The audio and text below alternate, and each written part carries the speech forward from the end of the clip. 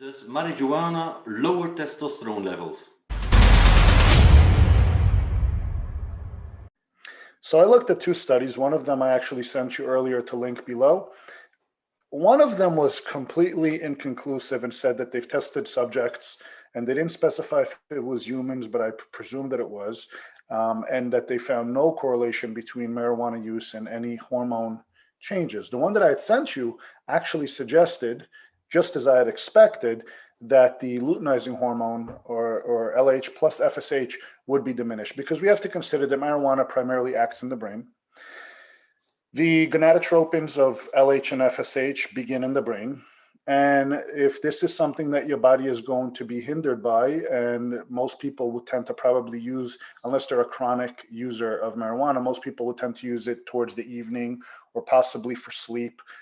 They're probably going to diminish some of the hormonal homeostasis, if you will, during the sleep cycle. So it does make sense that the impact on the pituitary function during your sleep would be impacted by a drug that you are altering your brain state with right before you go to bed. So secondary to reducing gonadotropins, yes, you may wake up tomorrow with a reduced level of testosterone in the morning compared to had you not used it. But we already know this about alcohol and many other medications as well.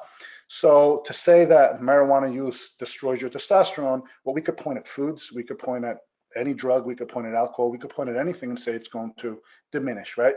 So any state of altering your natural body chemistry can have an adverse effect on lowering testosterone as a secondary mechanism to luteinizing hormone. To say that men who smoke marijuana have lifelong lower testosterone levels than men who don't, I think is a little risky to say, and it's not something I would stand behind. With that said, those of us on TRT really don't have to worry about luteinizing hormone. Now, if it's showed conclusively that marijuana use binds to or blocks the androgen receptor or hinders or modifies the testosterone molecule within our serum, that is a whole nother subject. To say it merely lowers luteinizing hormone per the study that we linked, again, it is not a concern for those on replacement therapy because they're not getting their T from luteinizing hormone or endogenous production. So we're bypassing that whole mechanism. If it helps you sleep, and just to throw this disclaimer out there, if it is legal within your jurisdiction, okay, because we don't promote any use of illicit or illegal compounds, but if it is legal where you are, or you have a medical prescription for it, and it does help you with sleep anxiety and so forth, and you are on replacement therapy, from my research, I do not believe you need to be concerned with your marijuana use affecting your sex hormone levels.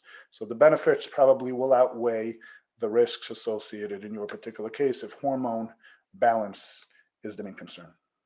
Okay, thank you so much, Gil. My pleasure.